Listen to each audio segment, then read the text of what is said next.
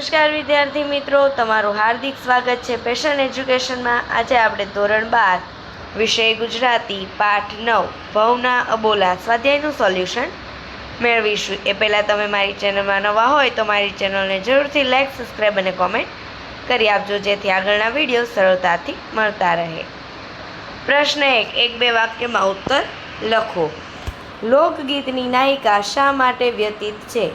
જવાબ આવશે ભવના અબોલા લોકગીતની નાયિકા પરેશાન છે કારણ કે માનવતા માનવા છતાં એનો પતિ એની સાથે બોલતો નથી। લોકગીતની નાયિકા કોને સંદેશો લઈ જવાનું કાર્ય સોંપે છે?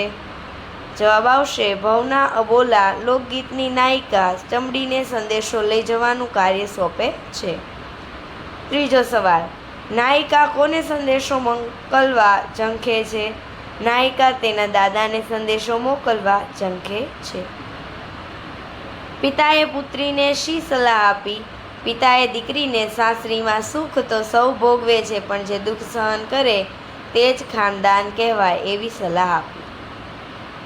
ત્યાર પછી પ્રશ્ન 2, નીચેના પ્રશ્નોના 2-3 વાક્યમાં ઉત્તર લખો।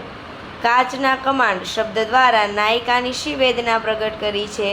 કાચના કમાન્ડ દ્વારા નાયિકા પોતાની વેદના જણાવે છે કે હવે તેને આખી જિંદગી પતિના અબોલા સહેવા પડશે। પતિ સાથેના પ્રેમ સંબંધની પરિસ્થિતિ કાચના કમાન્ડ જેવી નાજુક થઈ ગઈ છે। નાયિકા શો સંદેશો મોકલાવે છે? નાયિકા પોતાના દાદાને માથે દુઃખ આવી પડ્યા છે એ સંદેશો મોકલાવે છે। નાયિકાને ક્યાં દુઃખ વેઠવા પડે છે? જવાબ આવશે નાયિકાને પોતાના પતિને મનાવવા માટે ખૂબ પ્રયત્ન કર્યા છતાં પતિ કોઈ વાતે રીઝતો નથી। પત્નીને સાસરીમાં ગમે તેવો દુઃખ પડે તો તે સહન કરી શકે, પણ પતિ જ એનાથી મોઢું કરી લે, તેની સાથે અબોલે તો એ દુઃખ સામાન્ય નથી। નાયિકાને આ દુઃખ વેઠવું પડ્યું છે। ત્યાર પછી પ્રશ્ન 3, સવિસ્તાર ઉત્તર લખો। પહેલું, નાયિકાએ પતિને મનાવવા શા પ્રયત્ન કર્યા? તેનું શું પરિણામ આવ્યું? જવાબ આવશે નાયિકાએ પતિને મનાવવા ડુંગર ખોદીને રહેવા માટે ઘાસનું ઘર તૈયાર કર્યું।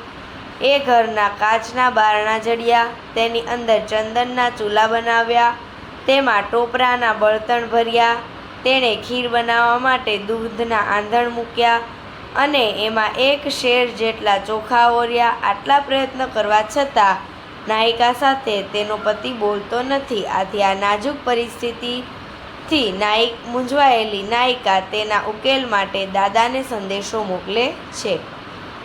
ત્યાર પછી બીજો સવાલ, નાયિકાએ મોકલેલા સંદેશ લખો।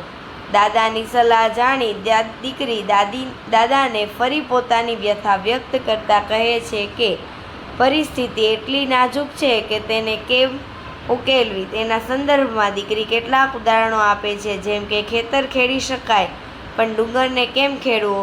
કૂવામાં કેટલું પાણી છે તે ટાગ કાઢી શકાય, પણ સમુદ્રના પાણીનો તાગ શી રીતે કાઢી શકાય? ઢાંઢો વેચી શકાય પણ પરણ્યો એટલે પતિને થોડો વેચી દેવાય?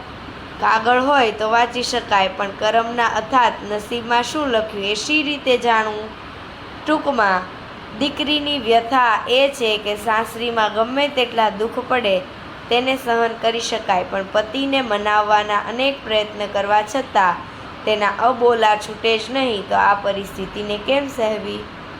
Thank you for watching. જો તમને મારો વિડીયો પસંદ આવ્યો તો મારી ચેનલને જરૂરથી લાઈક, સબસ્ક્રાઈબ અને કોમેન્ટ કરી આપજો, જેથી આગળના વિડીયો સરળતાથી મળતા રહે।